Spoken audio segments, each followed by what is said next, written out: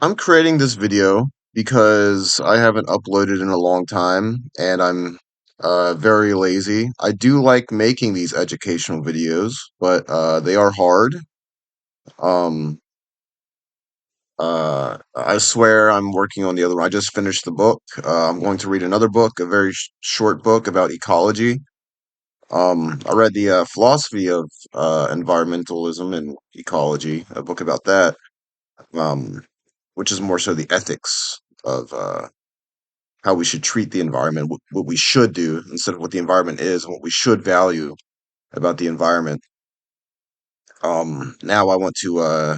I'm reading a very short introduction to ecology because I want to have some of that background scientific knowledge before I delve deep into it.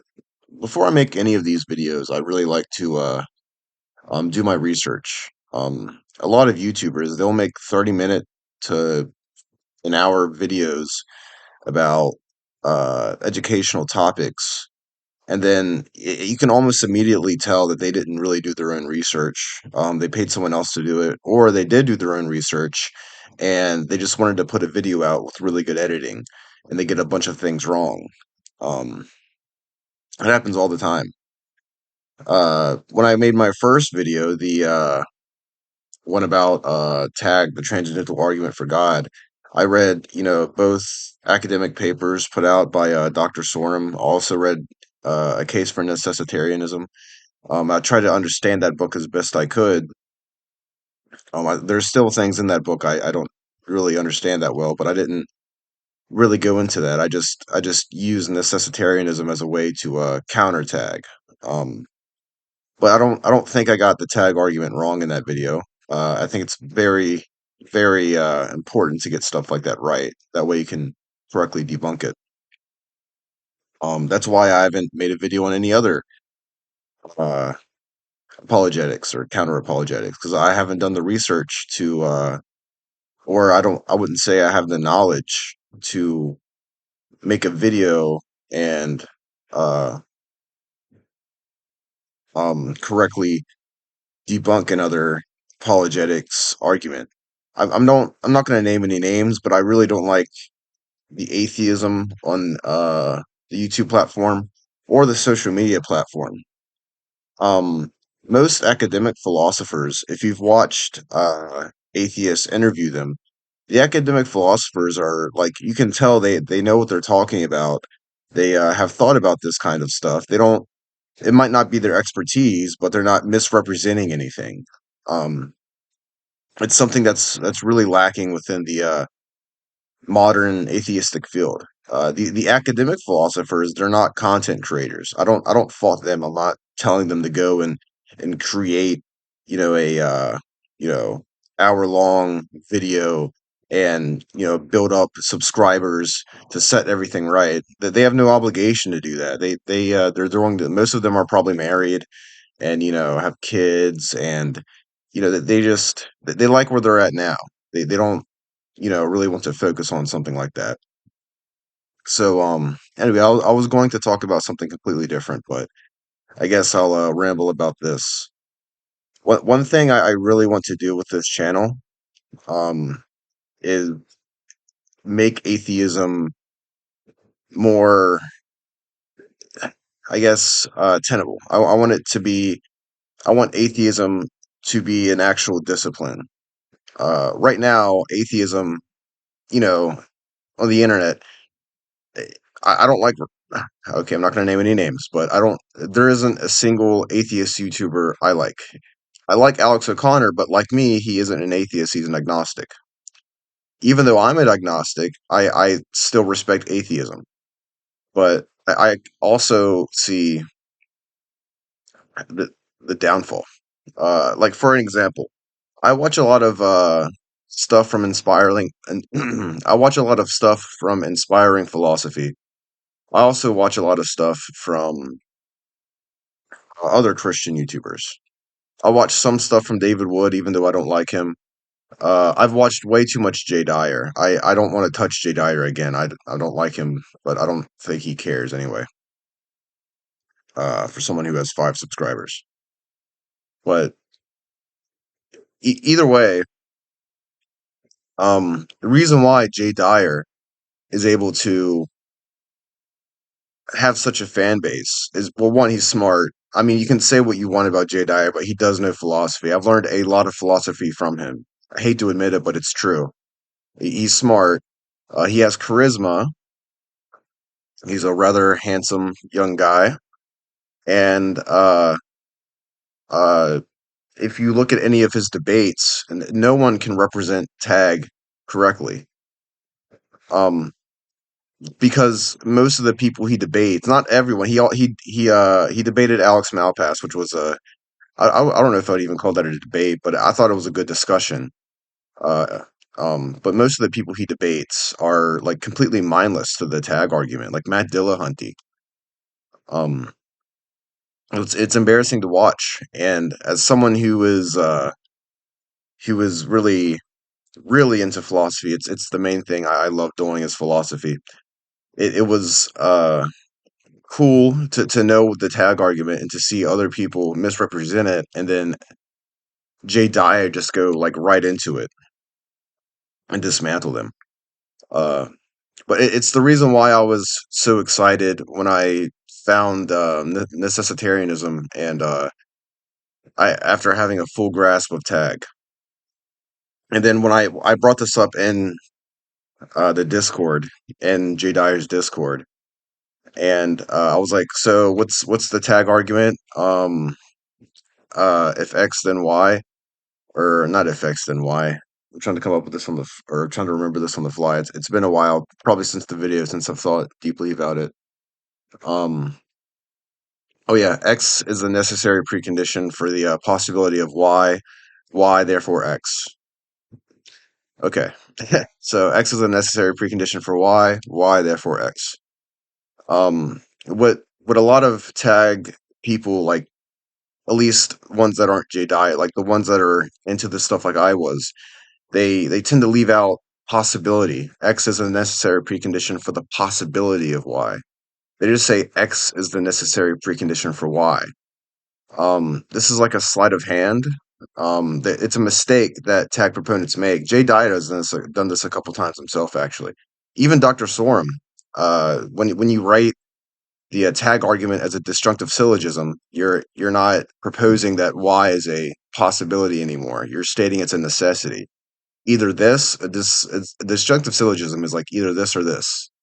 And then you sort of break down why it isn't the other thing, or why it's impossible in Tag's regard. So the only thing left is this option. But the fatal flaw is that when you say that logic is a necessity and not a possibility, then God does not create it. Even if it's a part of God, it's still a necessity. In other words, God could not create a world or any kind of possible universe without logic. Logic and God are both necessary, not just God anymore. The reason why this is a fatal flaw is because I could say, okay, naturalism. Logic comes about naturally throughout the universe. You know, well, why? Why? Someone Tag. Well, how do you justify that? Well, I mean, you exist, right? I exist. The natural world exists. Like that's its justification. If there's no possibility of it not existing, right? Necessitarianism. Um, an attack proponent could try to get out of this, but it's literally they can't because they turned a possibility into a necessity. And strangely enough, that's how most of them argue on the internet. Uh, anyway, I made a whole video there. That's besides the point. To get to the main part of what I want to talk about, why I'm an atheist. So, I mean, sorry, why I'm an agnostic. So, the main reason is precisely because when it comes to the axioms or foundations in any science, any mathematics, any philosophy, even, like no one knows what's going on, what justifies what. Uh, e- Everything is just on this completely flimsy bridge that most philosophers, scientists, and so on have to start from. If you look at mathematics, you have a set theory. during the early 20th century, late 19th century, you had people like Bertrand Russell and Alfred North Whitehead, a couple German guys, Frisch, uh, however you pronounce his name, Gottlieb. You had Gödel. All of these guys were trying to figure out like what is a number. You can't Numbers don't exist physically. There's no such thing as a physical number. You can use a number to supersede a physical thing to place a label on it. Like this is a representation of what the of of a thing, and this is one of those things. You can break down, particle and molecule of a pair, like one pair, but there's nothing in the pair that represents one. You have to put, as a human, you have to put the representation on the number one. So a bunch of these philosophers, analytic philosophers usually, they asked, so what exactly is the number one? And Bertrand Russell, I think it was him. But yeah, Bertrand Russell and Frege, I think. Anyway, Frege, I don't know. They came up with this system of set theory. Uh, and while there's this whole thing about well, basically there's a paradox. If you look at numbers as sets, as in if you look at what the representation of what one is in set theory, it's like a set of nothing. So you have a set of nothing, right? And but in the set of nothing, uh the representation of one is itself like zero. It's hard to explain it. I would have to write it down. Anyway, that's not important. What is important though is there's a paradox. It's called Russell's paradox. Whenever you try to use set theory to explain the foundations of math, and there's really no solving it. What came from that is to just get rid of those rules. So we have ZFC.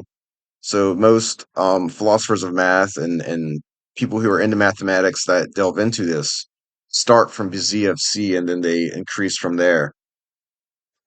Um, well, I mean, you also have category theory, but like if you're looking at what a number is or the foundations of math, it's usually set theory. And still, it's very flimsy. We had to get rid of rules, like arbitrarily, by the way, just because they create a paradox. You know, it's not like there were any laws that told us that, oh, this can't be the case. It's just, oh, well, this would cause a paradox, and then suddenly math doesn't make sense anymore. Okay, so let's just get rid of them. It's a workaround, really.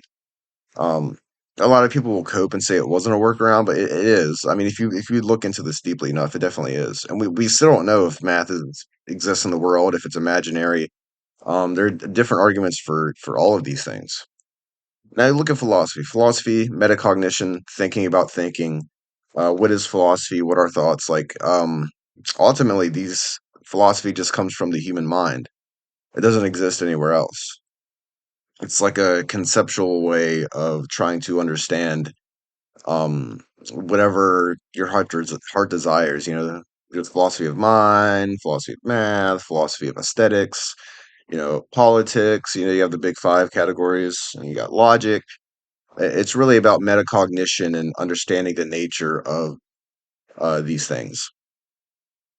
And still, I mean, there's no, quote unquote justification for philosophy other than trying to understand. We can't. The laws of logic were made using philosophy. Any attempt to justify philosophy at all is like it's circular reasoning. It's begging the question, well, why trust philosophy at all? Well, you should trust philosophy because it's done so much. Yeah, but you're using philosophy to justify that. It's a lot of people just don't think about it. Like, oh, because if you did constantly think about it, nothing would get done. And then you have science. So science rests on a bunch of false assumptions. Before you go attacking me, we have ideal gases. Ideal gases don't exist. They're like imaginary, and we use ideal gases in chemistry to make accurate predictions. Um, So you have something that's false, that doesn't exist and won't ever exist. It's ideal. It's called ideal gases, and they're used to create accurate predictions. You have Newtonian mechanics. Newtonian mechanics was thought to be the underlying foundation of the universe for a very long time. Actually, relatively until recently. Not relatively, get it? Anyway, um, Newtonian mechanics can make accurate predictions, and it can do a lot of things, but it it it's ultimately wrong when you look at the foundations of the universe. What seems to happen is things and their mass and acceleration, gravitational force seem to, at least in larger objects, seem to be uh, affected in relation to the things around them. Locality. Locality seems to exist throughout the entire universe, which Newtonian mechanics didn't even consider. At least to my knowledge, I'm no expert on either quantum mechanics or Newtonian mechanics. But I think anyone who knows what I'm talking about will understand. They'll be like, oh, he's misrepresenting it a little bit, but I understand. Um, and then, like I said, math, science, philosophy, all of these, they're hanging by a thread. If we thought about, if we wanted to work from the ground up and be absolutely sure 100% before we move on within any of these disciplines, we would get nowhere. It would be nothing because there is no agreed upon, metaphysical, meta epistemological reality. It's all, I mean, there has to be at least, like, objectivity does exist.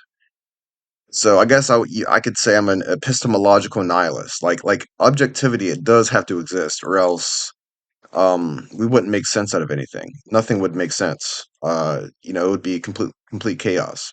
But what that underlying meta epistemological and metaphysical reality is, no one can possibly know. So it does have to exist, but there's no way of knowing. It's sort of like Tag makes this argument that, hey, everything would be completely, you know, we wouldn't be, nobody would be able to understand anybody, and it would all be, complete chaos if God didn't exist. So God must be the foundation. But I mean, I made a video not really dismantling Tag, but creating an argument that a Tag person can't get out of. You can't just go from logic possibly existing, meaning it's arbitrary. It could have been anything. So logic does not have a foundation. Because if God could have made logic anything, then there's no foundation within logic. Contradictions could have been true, so on and so forth. But if you say logic is necessary, then you're implying that God had no choice to create logic, or that logic is an inherent part of God's characteristic. Both are problems. You're just plugging God. Anyone can use any metaphysical. Okay, any metaphysical, justification. Like I made a justification for necessitarianism, and I think it was a pretty good one. You know, and if I can do that, so if and logic are both necessary in all possible universes, whatever that means, um, then God doesn't become the arbitrary creator anymore. Logic just becomes a necessary fact of uh, uh, life, which then I could say, well, no, it's necessitarianism. And this is how necessitarianism explains this. And if it's even coherent, the tag person has to concede that, hey, there is a coherent possibility. But if it does that, then the argument breaks down. Anyway, I'm sorry. It's already almost 20 minutes, but I never really get to talk to anyone about this kind of stuff, so I just wanted to ramble. And I haven't made a video in a month, but after I get done finishing my video on ecology, what ecology is something I moved on to because it's not as abstract as metaphysics or something like that. But after this ecology video, I do plan on creating a video looking at another apologetic stance, a Christian apologetic stance, and making an actual honest critique rather than this bull crap that's being thrown around on YouTube nowadays. Besides, like, Alex O'Connor, he's cool. He's like the only one, but even he has his mistakes. Everyone does. All right, this video is getting 20 minutes now. So, all right. Be prepared for the next video, and I hope you do well. Thank you.